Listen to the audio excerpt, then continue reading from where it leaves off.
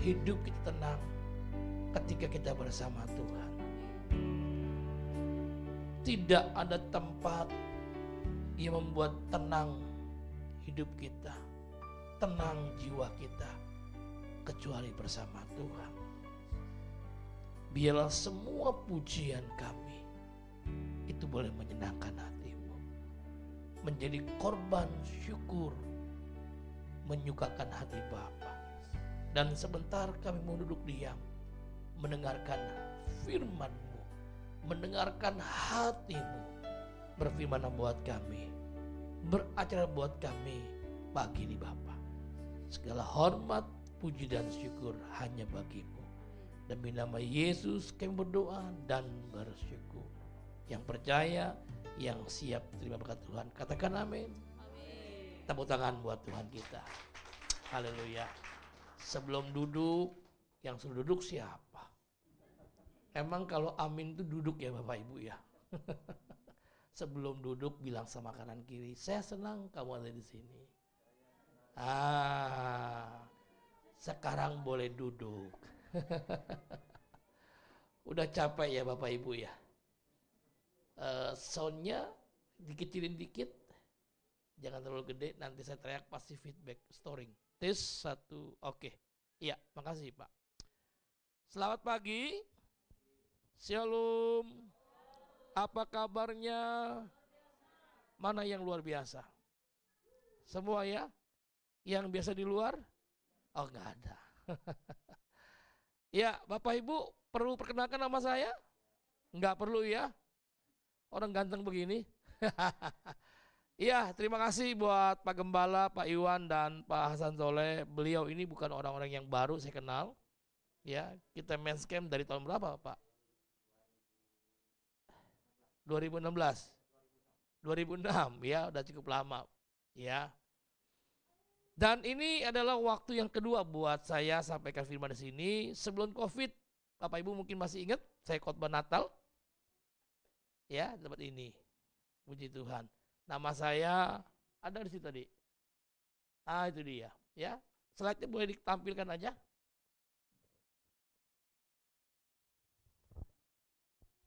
Iya, nama saya Pendeta Bambang Irawan. Saya jadi hamba Tuhan baru 35 tahun. Kalau bilang sudah kan sombong. Ya, kalau bilang baru tuh lugu. Tahu lugu? Lucu dan belagu. Dan saya didampingi oleh bukan istri, Bapak Ibu. Jangan bilang istrinya muda, cantik amat. Ini anak, Bapak Ibu. Ya, anak yang paling kecil, dia sudah selesai S1. Jangan bilang masih SMU. Ya, dia selesaikan kuliahnya. Ya, istri ada di rumah bersama yang besar, saudara. Ya, oke. Nah, Bapak Ibu, kita boleh baca ini. Kelahirannya digenapi. Sudah? Oke? Kematiannya digenapi. Sudah? Kebangkitannya digenapi. Sudah? Kenaikannya digenapi. Belum lama kita merayakan kenaikan Yesus. Betul? Kedatangannya kali kedua pasti digenapi. Katakan amin. Amin. Nah, pertanyaannya Bapak Ibu, bagaimana kita mempersiapkan hidup ini untuk menyambut kedatangan Tuhan kali kedua? Dengan kekuatan kita, pasti kita nggak akan sanggup. Setuju Bapak Ibu? Karena Alkitab berkata, kondisi keadaan dunia bukan semakin baik. Semakin mengerikan, semakin menakutkan. Nah, pertanyaannya bagaimana caranya supaya kita siap menyambut kedatangan Tuhan kali kedua. Oke, boleh diklik. Ya, mohon maaf Bapak Ibu, foto saya di sana. Baca sama-sama temanya 2-3, hidup dalam kemuliaan Tuhan setiap hari. Ini kuncinya Bapak Ibu. Hanya hidup di dalam kemuliaan Tuhan setiap hari, maka kita pasti sanggup menjalani hidup ini. Halo, kita nggak mungkin mampu, nggak mungkin bisa, nggak mungkin sanggup untuk menantikan Tuhan datang kali kedua dengan kekuatan kita. Kita akan capek, lelah, akan stres. Dan tidak sedikit orang Kristen, orang percaya yang dulunya aktif ke gereja, melayani Tuhan, karena persoalan masalahnya akhirnya tinggalkan Tuhan. Bilang sama kanan kiri, waspadalah, waspadalah. Jangan sampai meninggalkan Tuhan. Apapun yang terjadi, Yesus adalah jawaban yang pasti buat kita. Katakan amin. 2, 3. Apapun yang terjadi dalam hidupku, Yesus jawaban yang pasti. Oke, tolong diklik ayatnya. Roma 3 ayat 23. Demikian firman Tuhan, karena semua orang telah berbuat dosa. Terus, dan telah kehilangan kemuliaan Allah. Ada dua kata, ada kata dosa, ada kata kemuliaan Allah. Bapak Ibu, yang membuat manusia kehilangan kemuliaan Allah itu karena dosa. Katakan dosa. Dosa ia membuat manusia kehilangan kemuliaan Allah. Bapak Ibu, sebelum manusia berbuat dosa, manusia tidak taat, manusia berontak sama Tuhan, mereka menikmati Taman Eden. Halo? Amin? Mereka menikmati Taman Eden, mau makan apa aja, menikmati semuanya. Tapi lihat Bapak Ibu, ketika manusia tidak taat, ketika manusia berontak sama Tuhan, ketika Tuhan mendekati mereka, Alkitab berkata apa? Mereka ketakutan, mereka bersembunyi. Makanya Tuhan tanya, Adam kamu di mana? Adam bilang aku di sini. Tuhan bilang kenapa kamu bersembunyi? Lihat Bapak Ibu, ketika kita berontak sama Tuhan, ketika kita nggak taat sama Tuhan, ketika kita hilang kemuliaan Allah, maka yang ada hanya ketakutan. Yang hanya ada stres. Yang ada kebingungan. Coba jujur Bapak Ibu, di sini siapa yang tidak punya masalah? Yang nggak punya masalah, angkat tangan tinggi-tinggi. Yang nggak punya masalah, ada? Yang punya masalah? Hah? Saya nggak minta jawab siapa di sini yang punya masalah, angkat tangan, bukan banyak. Semua punya masalah. Yang terakhir, coba lihat kanan kiri, ada nggak wajah-wajah pembuat masalah? Nggak ada, nggak ada yang ngaku. Semua punya masalah. Yang penting jangan membuat masalah. Tolong diklik. Bagaimana cara hidup dalam kemuliaan Tuhan setiap hari? Ini yang kita mau perlu pelajari supaya kita siap menyambut kedatangan Tuhan kali kedua. Oke? Yang pertama, tujuan hidup benar. Ya, Roma 8 ayat 29. Semua baca 23. Semua orang yang dipilihnya dari semula, mereka juga ditentukannya dari semula untuk menjadi serupa dengan gambaran anaknya, supaya ia anak itu menjadi yang sulung di antara banyak saudara. Yang pertama Bapak Ibu, bagaimana kita bisa hidup di dalam kemuliaan Allah? Kita harus punya tujuan hidup benar. Katakan 2, 3, tujuan hidup benar. Amin. Kalau tujuan hidup kita salah, pasti gagal. Coba tanya kanan kiri, jujur jawabnya. Apa tujuan hidupmu? Ya, suami istri boleh, tetangga boleh, saudara boleh. Tanya, apa tujuan hidupmu? Ayo jujur jawab. Ayo, yang kiri, apa tujuan hidupmu? Pas. Disuruh jawab senyum-senyum. Yang kanan, lagi berdoa. Bapak Ibu, jujur, saya tidak menghakimi ini, sorry. Kalau saya lihat dari wajah Bapak Ibu, ini saya bukan paranormal, saya pendeta. Kalau saya lihat dari wajah Bapak Ibu, tujuan hidupmu cuma satu. Ingin jadi kaya. Bilang kanan kiri, jangan pura-pura gak ngerti. Angkat tangan yang mau miskin. Yang mau kaya. Biarin, gak katakan gue doang miskin loh. Semua manusia mau hidup, nggak ada orang. Mau hidup, bilang kanan kiri, udah ngaku aja. Salah satu ketakutan manusia selain kematian. Salah satu ketakutan terbesar manusia selain kematian. Manusia takut yang namanya hidup miskin, hidup melarat, hidup sengsara. Betul atau betul? Ya. Yang dipikirkan pagi, siang, sore, malam adalah bagaimana saya kaya, bagaimana saya punya uang yang banyak, bagaimana saya bisa beli mobil, beli rumah. Ayo ngaku, jujur. Ini yang membuat kita stres. Bapak Ibu tahu, dosa dalam bahasa aslinya menggunakan kata hamartia. Katakan 2, 3 hamartia. Apa itu hamartia? Arti kata hamartia adalah kehilangan tujuan, kehilangan arah, kehilangan sasaran. Lihat Bapak Ibu, ketika manusia hidup di dalam dosa, ketika manusia diperbudak, diperhamba oleh dosa, maka yang menjadi arah tujuannya, hidupnya, sasarannya, targetnya jadi salah.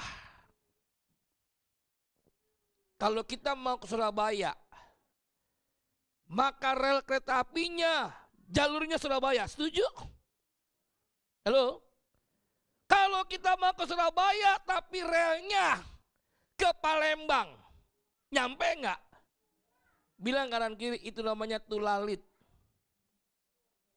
Mau ke Surabaya, jalurnya, relnya harus Surabaya, tidak boleh ke Palembang. Nah, Bapak Ibu, kita ini mau hidup di dalam kemuliaan Tuhan.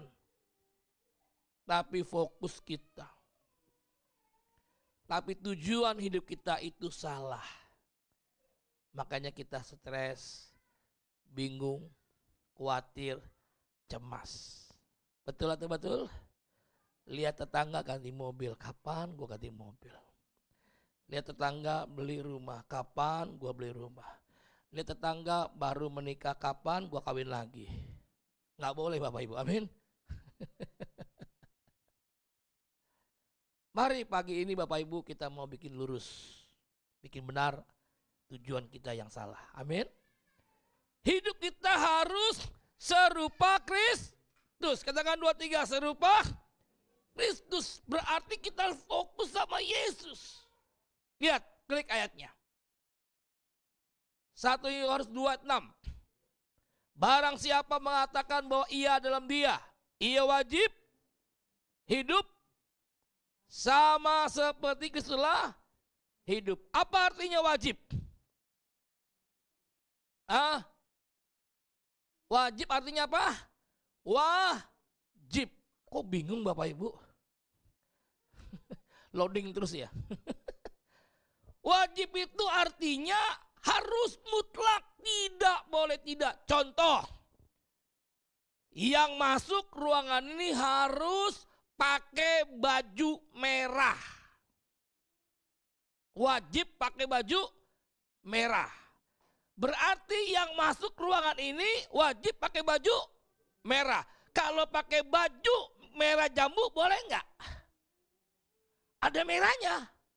Enggak bisa, karena ada jambunya. Betul Bapak Ibu? Enggak bisa. Karena perintahnya yang masuk ruangan ini wajib pakai baju merah, bukan merah jambu.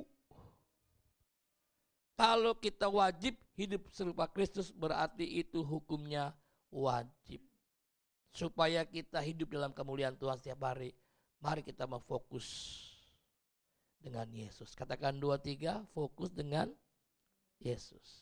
Tujuan hidup kita harus semakin hari serupa dengan Yesus. 2, 3, tujuan hidup kita semakin hari serupa dengan Kristus. Lihat Bapak Ibu, kalau tujuan hidup kita serupa Kristus, lihat nih bonusnya, berkatnya. Nih, lihat ayatnya. Yuk, baca sama-sama. 2, 3, Amsal 10 ayat 22. Oke, berkat Tuhanlah yang menjadikan susah payah tidak akan. Amin. Ada sukacita? Tepuk tangan dulu buat Tuhan. Jadi Bapak Ibu, kalau tujuan hidup kita benar, fokus sama Yesus, serupa dengan Kristus, kita nggak perlu cari berkat. Ini yang saya yakini. Orang benar tidak cari berkat, tapi berkat yang cari dia. Yang setuju? Amin. Kok aminnya setengah? Amin. Ya. Jadi kalau kita hidupnya fokus sama Yesus, kita nggak perlu cari berkat. Ingat Bapak Ibu, bukan berarti kita nggak boleh bekerja. Salah. Kita bilang nggak kerja jangan makan. Kalau malas belajar sama semut.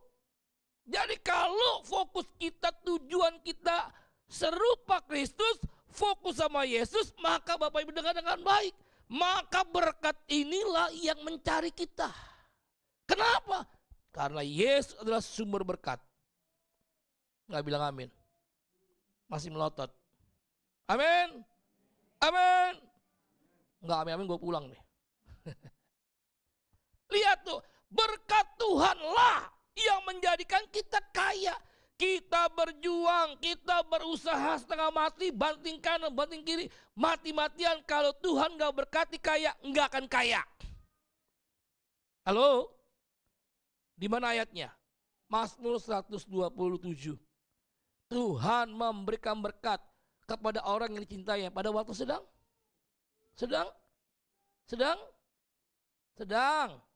tidur. Siapa yang percaya sedang tidur dikasih berkat? Angkat tangan tinggi-tinggi. Yang percaya, jangan setengah tiang. Ayo angkat tangan. Yuk bilang kanan kiri, mari kita banyak tidur. Maksudnya bukan begitu Bapak Ibu. Kalau tujuan hidup kita benar, serupa dengan Kristus, pada waktu tidur aja diberkati Tuhan. Apalagi kita bekerja. Tepuk tangan buat Allah. Amin. Jadi kalau pagi ini Bapak Ibu kita punya tujuan hidup yang salah, katakan Tuhan ampuni aku. Makanya kita jadi cemas, khawatir, galau, bingung. Kenapa? Karena Tuhan mau tujuan hidup kita benar. Kalau kita dibawa Tuhan ke Surabaya, ya harus ke Surabaya. Jangan pikirkan yang lain. Ya, amin. Tuhan mau kita semakin serupa dengan Dia, dipilih, ditentukan untuk menjadi serupa dengan anaknya. Itu jelas Bapak Ibu. Dipilih, dipanggil, ditentukan bukan untuk yang lain. Serupa segambar dengan anaknya. Itu tujuan hidup kita yang benar. Karena sejak manusia jatuh dalam dosa, maka manusia gak punya tujuan hidup yang benar. Makanya ada ketakutan, kekhawatiran, cemas, bingung dan sebagainya. Amin. Poin yang pertama, bagaimana cara hidup di dalam kemuliaan Tuhan setiap hari. Tujuan hidup kita harus benar. Katakan 2, 3, tujuan hidup benar. Yang kedua, tolong diklik. Nah ini, bagaimana caranya supaya kita bisa hidup dalam kemuliaan Tuhan setiap hari. Yang kedua, Lukas 10 ayat kedua, kata Yesus kepada mereka. Siapa mereka di sini? Murid-muridnya. Baca semua. Tuayan memang, tetapi pekerja, karena itu mintalah kepada Tuhan yang punya tuayan supaya Ia mengirimkan pekerja-pekerja untuk tuayan itu. Bapak Ibu baca ayat ini sedih enggak? Hatimu bergetar enggak? Lihat bangku yang kosong, sedih enggak? Berapa banyak teman-teman yang hilang? Kalau maaf dia pindah gereja, kita masih ya oke lah. Masih beribadah, tapi kalau dia sudah lagi tidak dalam Tuhan, dia kecewa, dia undur. Berapa banyak orang-orang yang kecewa? Saya kaget Bapak Ibu, saya pernah khotbah di sebuah gereja yang cukup besar. Di sini siapa yang pernah kecewa sama Tuhan? Saya pikir nggak ada. Ternyata banyak yang angkat tangan kecewa sama Tuhan. Coba coel kanan kiri, kamu pernah kecewa sama Tuhan? Pernah ancam Tuhan? Tuhan, kalau lu nggak jawab doa gue, oke, sampai di sini hubungan kita putus. Tuhan bilang baper nih ya. Marah nih ya. Saudara bayangkan kita manusia yang terbatas bisa kecewa dengan Tuhan yang gak terbatas, itu kebangetan. Saudara, setuju gak? Tuhan aja saudara melihat kita gak pernah kecewa. Banyak kali kita ingkar janji. Setuju? Ya. Kalau Tuhan bisa nyanyi, dia nyanyi. Kau yang berjanji, kau yang mengingkari. Tuhan, janji Tuhan. Mau ke gereja. Ke gerejanya nggak terlambat. Terlambat lagi. Alasannya apa? Anak. Alasannya apa? Istri. Alasannya apa? Suami. Ada aja alasannya. Alasannya memacet. Tadi saya bercanda sama Pak Hasan. Pak Hasan pikir saya belum datang. Dia tungguin di bawah. Kok nggak datang ini pendeta? Saya bilang, Pak Hasan, pembicara itu nggak boleh terlambat. Kalau terlambat nanti jadi pembicaraan. Apalagi rumah saya di belakang sini, Bapak Ibu. Jalan kaki sebentar 3 menit nyampe. Kecuali Bapak Ibu memang saya jadwal khotbahnya panjang, maraton. Dari sini saya harus kabur ke sana ke sini. Nah itu mau nggak mau saya mesti bilang datangnya agak terlambat. Kadangkala itu pun tidak terlambat. Bapak Ibu, yang kedua, kalau kita memang mau hidup di dalam kemuliaan Tuhan setiap hari, kita harus punya hati buat jiwa-jiwa. Katakan 2, 3, punya hati buat jiwa-jiwa.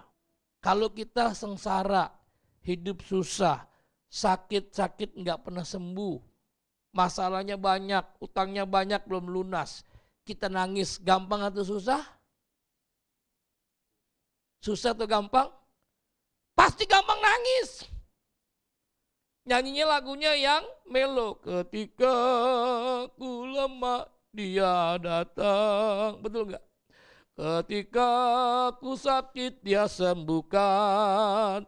Ketika ku perlu dia ada. Oh, sedih ya, susah ya. Kita pulang ke rumah, kita lihat beras nggak ada, air mata bisa menetes. Kita melihat ke kamar, orang yang kita cintai sakit, mau bawa ke dokter, nggak ada hepeng. Nanga dong hepeng. Nggak ada duit. Mau jiului, nggak ada duit. Air mata menetes.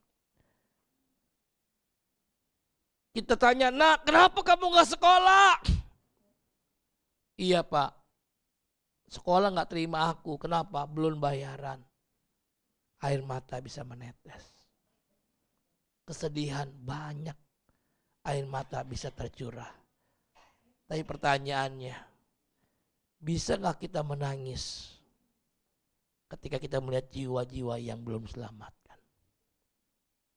Yuk, ini pertanyaan. Bisakah kita menangis, bisakah kita berduka karena jiwa-jiwa yang belum diselamatkan? 40 tahun yang lalu, Tuhan panggil saya menjadi seorang hamba Tuhan. Di usia muda, saya nggak punya cita-cita jadi pendeta. Karena keluarga besar saya bukan keluarga Kristen. Kita orang Bangka, sebagian besar bukan Kristen. Ibu orang Bangka? Bukan. Bangka mana boy? Mapur. Ya, kalau Aji itu memang orang Bangka. Saya lahir, besar Jakarta. Lahir, cutse di Jakarta, besar Jakarta, tapi bahasa Bangkanya bedeve. Ya, minggu lalu saya baru khotbah di GPPS Kampung Duri. 98% jemaatnya Bangkangin. Jadi kalau saya khotbah di sana pakai bahasa roh, bahasa dewa. Hanya 2% yang bukan orang Bangka, Pak Hasan. Tapi tetap saya terjemahkan ke bahasa Indonesia supaya adil dan makmur, kan nggak boleh diskriminasi. Ya kadang-kala yang Bangka itu ketawa meledak, wah, tapi ada yang diem, itu nggak ngerti dia. Nah saya terjemahin baru ketawa, oh iya ya. Saudara, 40 tahun yang lalu Tuhan panggil saya jadi hamba Tuhan. Dan saya nggak punya wajah tampak hamba Tuhan. Bapak Ibu setuju? Kalau orang bilang bos lebih cocok ya, betul ya? Bos, tahu bos? Bekas orang Sinting. Seneng ketawain gue. Cukong, tahu Cukong? Cucunya King Kong. Saya pelayanan ke Bali, khotbah di sana, dijemput sama anak buahnya Pak Timus Arifin. Naik mobil mewah. Ya, Waktu saya turun dari mobil mewah itu, orang pikir Pak Arifin, Pak Timus Arifin. Kok mereka bilang Pak Arifin kok pendek gitu. Ternyata bukan, ternyata Pendeta Bambang. Waktu sebelum saya khotbah di sana, saudara, saya mampir ke toko-toko yang buat beli baju kaos. Saya ajak teman saya, dia bukan supir, dia bos besar, saudara. Salah satu orang kepercayaannya Pak Timus Arifin. Oke? Saya ajak dia mampir, saya masuk ke toko kaos itu, teman saya nggak tahu kemana. Pas selesai saya belanja beli kaos, saya bilang sama tukang parkir, teman saya mana? Oh, supir ya Pak. Hus, ngawur kamu. Bukan supir itu bos. Dia bilang apa? Bapak kali yang bos itu supir, Bapak merendahkan. Coba bayangin. Dia nggak percaya kalau itu teman saya itu bos. Memang dia tidak punya potongan. Bos, saya punya potongan bos. Tapi kurangnya apa? Jahitannya itu, saudara. Dia memang bukan tampang bos. Tapi dia bos besar, saudara. Nah, jadi waktu Tuhan panggil saya 40 tahun yang lalu, saya bilang sama Tuhan, jangan pakai saya sebelum saya bilang Tuhan, pakai hidup saya untuk menyelamatkan keluarga besar saya, papi, mami saya, orang-orang Bangka yang belum percaya Tuhan.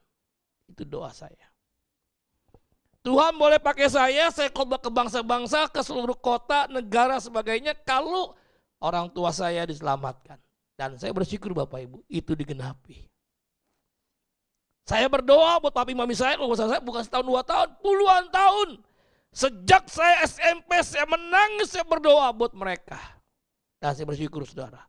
Akhirnya papi mami saya, kalau besar saya, Tuhan percayakan saya sendiri saudara, yang baptis mereka. Tepuk tangannya pada. Nungguin ya, lucunya di mana? Amin. Apa artinya? Saya pengkhotbah hebat, hamba Tuhan yang luar biasa. Kalau orang tua saya, keluarga besar saya mati tanpa keselamatan, nothing, nggak ada artinya. Halo, setuju? Nah, buat saudara-saudara yang sudah terlibat ke gereja, saya bukan mengancam saudara. Kita melayani Tuhan wajib hukumnya, katakan amin. Jadi melayani Tuhan bukan pilihan. Setiap anak Tuhan melayani Tuhan itu hukumnya wajib. Yang penting sesuai dengan talenta. Yang bisa nyanyi tuh kayak tadi ibu tadi, nyanyi. Tapi yang harus nyanyi jangan pengen jadi well, kasihan. Jangan kan nyanyi, nafas aja fales. Yang bisa musik ya, kayak bapak ini bisa main musik. Yang bisa operator di belakang LCD. Jangan saudara nggak bisa operator, saudara menjadi operator nggak bisa. Nah, saudara-saudara yang wajahnya angker, serem, jangan jadi asir di bawah.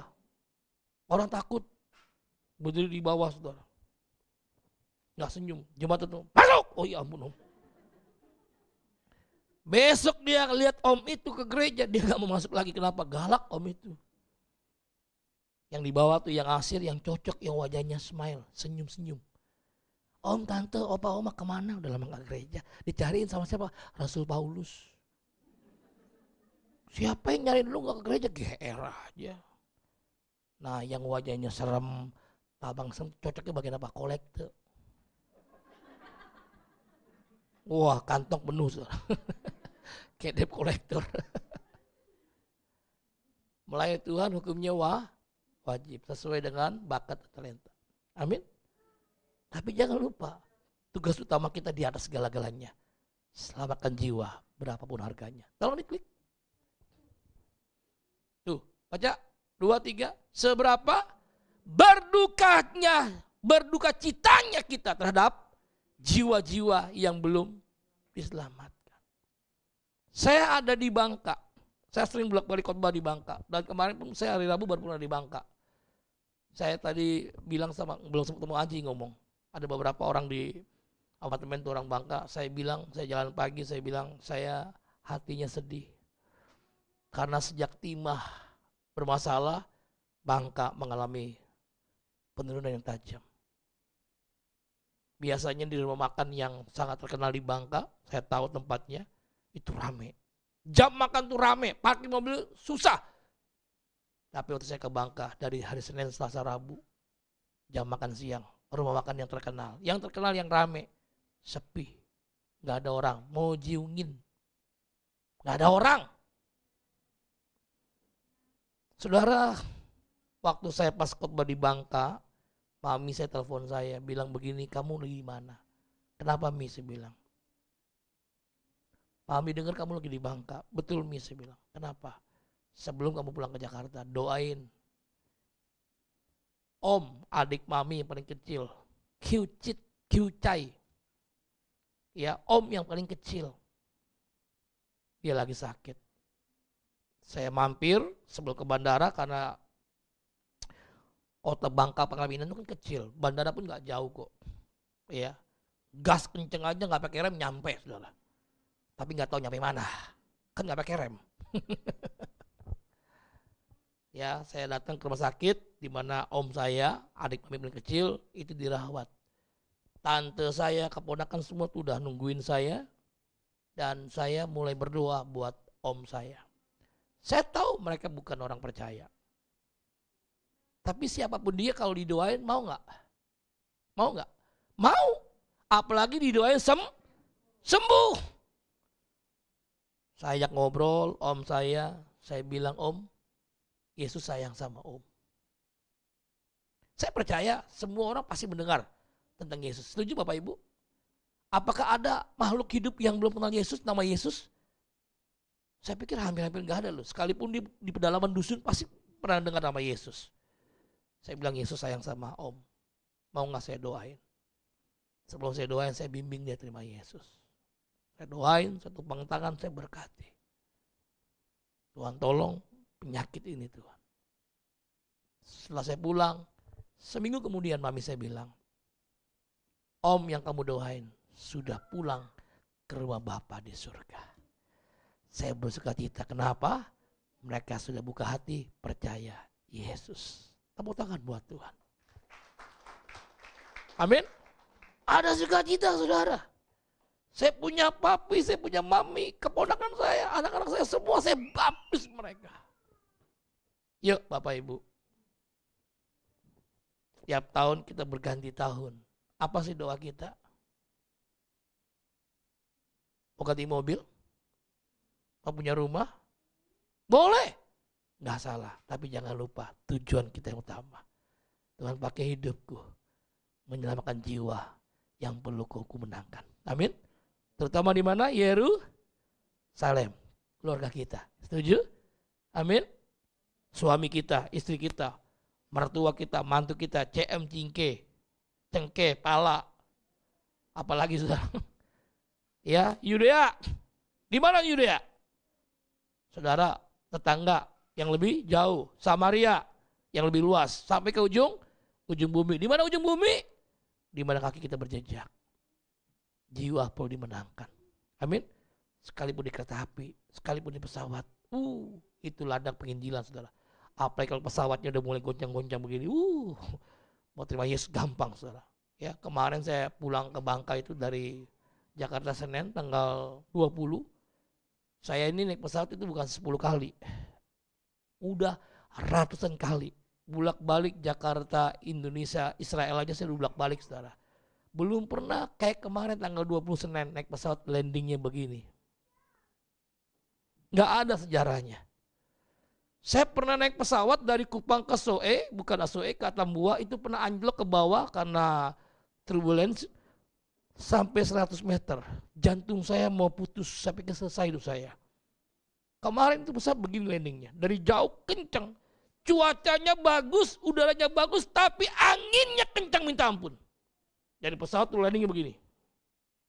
Udah melambung. Saya bilang Tuhan tolong berikan hikmat pengurapan buat ini pilot dan kopilot. Kalau dia begini, jadi apa saudara? Yang di dalam itu semua sudah menjerit berteriak. Saya udah mulai berdoa. Pegang baik-baik. Saya bilang Tuhan tolong semuanya. Kita punya misi buat Bangka. Tapi saya percaya belum selesai tugas saya di Bangka saudara. Waktu dia landing, tetap masih goyang. Kenapa? Anginnya kencang. Tapi saya tahu kalau waktu kita belum tiba, apapun terjadi, tidak akan ada kematian. Amin. Tapi udah tiba, Lagi duduk aja begini dia mati. Teman saya banyak saudara. Ya, lagi duduk lagi nonton TV. Akhirnya apa TV nonton dia. TV bilang, "Woi, bangun, bangun." Dia senyum aja. Makanya saudara, kalau kita masih hidup jangan lupa selamatkan jiwa berapapun harganya. Amin. Poin yang ketiga terakhir ya. Jamnya cepat juga udah mau pulang kita ya. Kayaknya berkhotbah udah masuk ke 12. Panas setelah udah mulai gelisah ya, ada yang mulai ngantuk saudara begini. Loh, saya ini pengkhotbah bisa lihat wajah saudara. Mereka kadang-kadang suka teriak. Kenapa saya teriak saudara? Karena ada yang hilang sinyal. Itu namanya nggak sopan. Gua kalau macam-macam begini-begini, Pak Hasan. Biasanya kalau seminar saya suka samperin kalau di Pria Sejati. Kalau ini kan ibadah nggak boleh ya. Saya suka samperin, bilang, "Tuhan nanya bicara apa sama kamu? Kasih tahu saya." Ya, yang terakhir. Benci dosa. Yesaya 59 kedua. Oke? 2-3. Tetapi yang merupakan pemisah antara kamu dan Allahmu ialah segala kejahatanmu, dan yang membuat dia menyembunyikan diri dari kamu sehingga tidak mendengar ialah segala dosamu. Ada kata pemisah, ada kata kejahatan, ada kata dosa. Yang ketiga, yang terakhir, bagaimana caranya kita bisa hidup dalam kemuliaan Tuhan? Mari kita mau benci dosa. Yang pertama apa saudara? Punya tujuan hidup yang benar. Yang kedua apa? Hati untuk jiwa. Sekalipun kita bukan gembala, tapi kita harus punya hati seorang gembala. Amin. Ya. Yang ketiga, kita harus benci dosa. Tolong diklik. Seberapa dalam cinta kita kepada Yesus, sedalam itulah kita benci kepada dosa. Makin kita benci dengan dosa, maka kita makin cinta Yesus. Kalau kita bilang cinta Yesus, tapi kita nggak benci dosa, tapi kita jatuh bangun dalam dosa, hidup dalam dosa, berarti cinta kita bukan cinta sejati sama Yesus. Cintanya aspal, asli tapi palsu. Siang hari ini Bapak Ibu, saya tidak menghakimi saya pun juga. Tapi kalau kita merasa hidup kita nggak beres hari-hari ini, kita biarkan dosa merusak, menghancurkan hidup kita. Mari bikin beres apa yang nggak beres. Bikin lurus apa yang bengkok.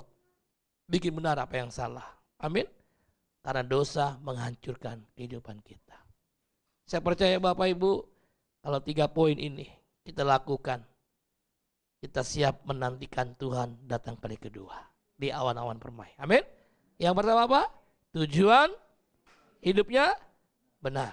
Yang kedua, punya hati buat jiwa-jiwa. Yang ketiga, benci dosa. Yang namanya burung itu pasti berenang. Amin. Sengaja saya tes. Ada yang hilang sinyal enggak?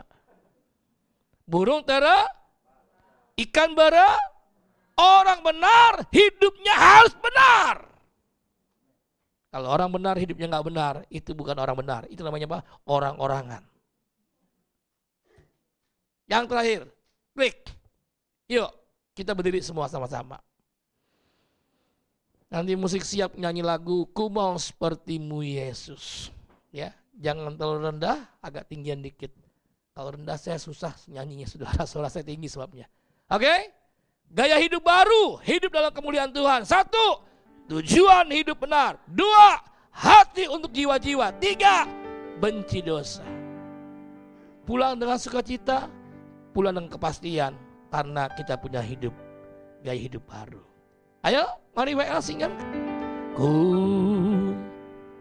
mau sepertimu Yesus, disempurnakan selalu dalam segenap jalanku, memuliakan. Yuk mari semua tutup matamu, angkat kedua tanganmu. Aku mau sepertimu Yesus, disempurnakan selalu dalam segenap jalanku, memuliakan nama-Mu. Biarkan keyboard dengan lembut sekali. Semua tutup matamu. Jangan lagi ada yang bercanda. Jangan lihat kiri kanan. Semua serius, mau tutup mata. Taruh kedua tanganmu di dadamu.